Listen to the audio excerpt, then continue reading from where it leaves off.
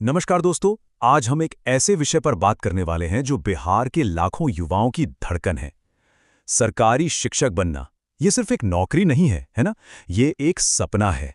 अपने माता पिता का नाम रोशन करने का एक जुनून है। आज हम इसी सपने को हकीकत में बदलने की सटीक रणनीति पर चर्चा करेंगे और एक ऐसे सफर पर चलेंगे जो आपकी सफलता की दिशा तय करेगा। तो आज हम किन चीजों पर बात करेंगे? सबसे पहले एक छोटा सा परिचय, फिर समझेंगे कि ये बीपीएससी टीआरई आखिर है क्या, इसके अलग अलग स्तर और योग्यताएं क्या हैं, सिलेबस का गहराई से विश्लेषण करेंगे, एक 5 स्टेप रोड मैप तैयार करेंगे और अंत में बात करेंगे एक अचूक स्टडी प्लान की। जरा इन शब्दों की गहराई पर गौर कीजिएगा। बिहार की मिट्टी वो है जहां संघर्ष इतिहास लिखता है। नालंदा की धरती से निकला विद्यार्थी एक दिन पूरी व्यवस्था बदल सकता है। ये महज कुछ पंक्तियां नहीं हैं, ये उस समृद्ध ऐतिहासिक और शैक्षिक विरासत की याद दिलाती हैं जो हर एक संघर्षशील विद्यार्थी के भीतर आज भी जिंदा है। ये आपको हर दिन कुछ बड़ा करने के लिए प्रेरित करती हैं।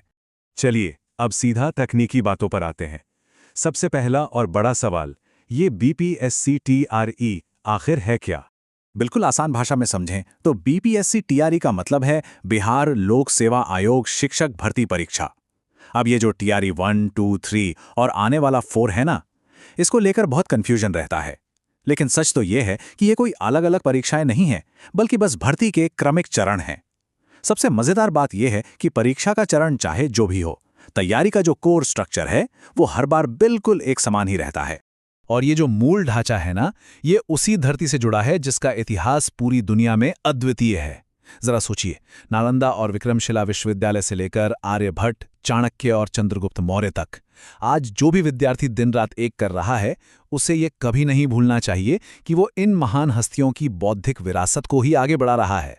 आज की ये कड़ी मेहनत उसी शानदार इतिहास की अगली गौरवशाली कड़ी है। आगे बढ़ते हैं और इस परीक्षा के सबसे महत्वपूर्ण हिस्से को समझते हैं, शिक्षक के स्तर और उनकी योग्यताएं। तो चलिए इसको थोड़ा डिटेल में समझते हैं, क्योंकि अलग अलग स्तरों को समझना बहुत जरूरी है ताकि फोकस बिल्कुल सही जगह रहे। प्राथमिक स्तर यानी कक्षा 1 से 5 के लिए मुख्य फोकस पेडागोजी और ईवीएस पर होता है, जहां डीएलएड के साथ सीटेट या बीटेट चाहिए। वहीं मध्य विद्यालय के लिए विषय की समझ थोड़ी बढ़ जाती है।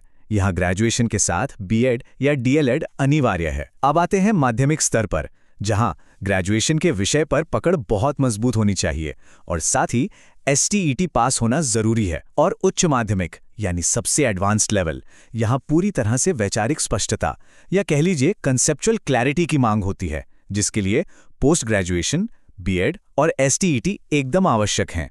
अब बात करते हैं सिलेबस और परीक्षा पैटर्न की, जो किसी भी प्रभावी रणनीति की बिल्कुल पक्की नींव होती है। देखिए, इतिहास, भूगोल, राजव्यवस्था, विज्ञान और करंट अफेयर्स, ये सब सामान्य अध्ययन यानी जनरल स्टडीज का कोर हिस्सा हैं। ये समझना होगा कि जनरल स्टडीज इस पूरी परीक्षा की रीढ़ की हड्डी है। यही वो हिस्सा है जो सफलता का सबसे प्राथमिक आधार तैयार करता है। इसे बिल्कुल भी नजरअंदाज नहीं किया जा सकता। लेकिन जनरल स्टडीज के साथ साथ कुछ ऐसे विषय भी हैं जो सीधे तौर पर स्कोर बढ़ाते हैं और फाइनल मेरिट तय करते हैं, जैसे भाषा, बाल विकास और शिक्षा शास्त्र, और सबसे महत्वपूर्ण संबंधित विषय। सामान्य अध्ययन आधार जरूर है, लेकिन अपने खास विषय और पेडागोजी पर महारत हासिल करना ही वो चाबी है जो अंततः चयन का ताला खोलती है। इन तकनीकी बातों से थोड़ा सा विराम लेते हैं।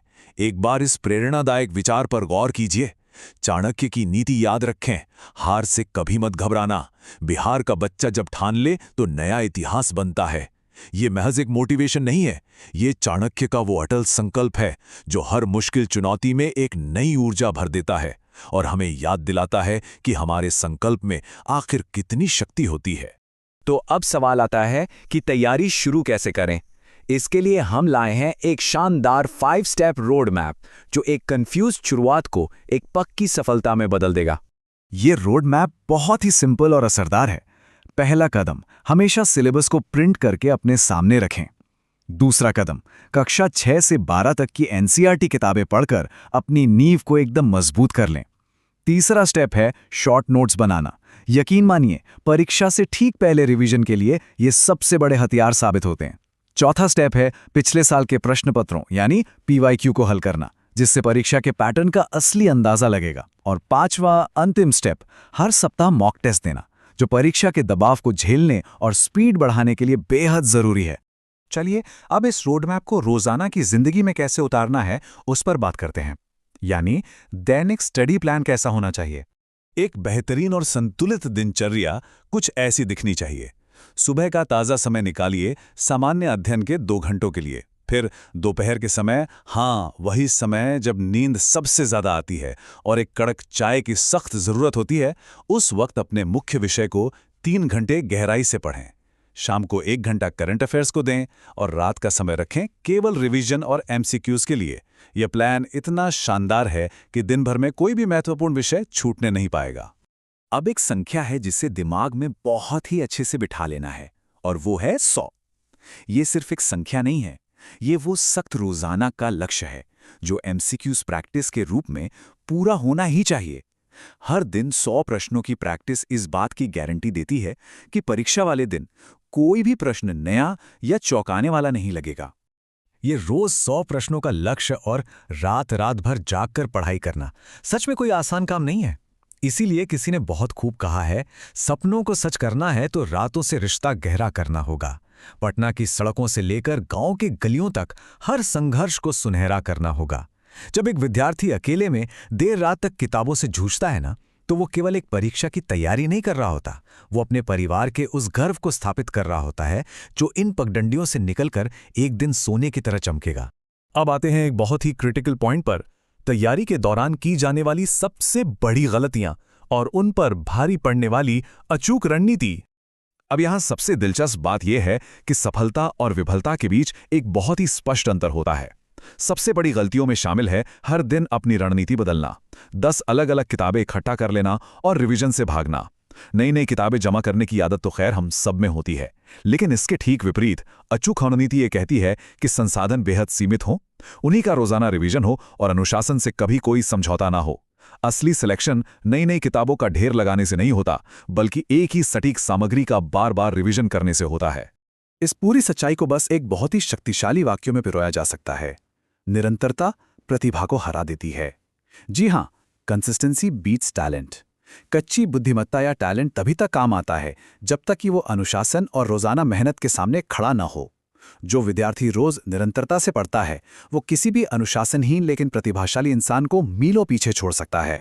इस सारी चर्चा के बाद एक बहुत ही गहरा सवाल उभर कर सामने आता है, क्या ये कठोर अनुशासन, ये दिन रात की कड़ी मेहनत बिहार की अगली महान ऐतिहासिक विरासत बनेगी?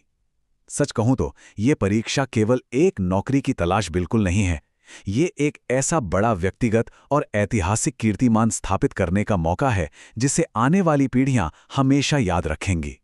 और इसी शक्तिशाली विचार के साथ हम आज के सफर के अंत पर आते हैं। बस इतना याद रखिए, ये वही बिहार है जहां ज्ञान का सूरज उगा था, जहां बुद्ध ने शांति का मार्ग दिखाया था। अब इतिहास बनाने का समय है। टीआरई सिर्फ एक परीक्षा नहीं, ये एक परिवार के सपनों को पूरा करने की लड़ाई है। समय आ गया है एक पक्का संकल्प लेने का और अपना इतिहास खुद लिखने का। तो क्या आप तैयार हैं इस ऐतिहासिक सफलता को अपनी अगली कहानी बनाने?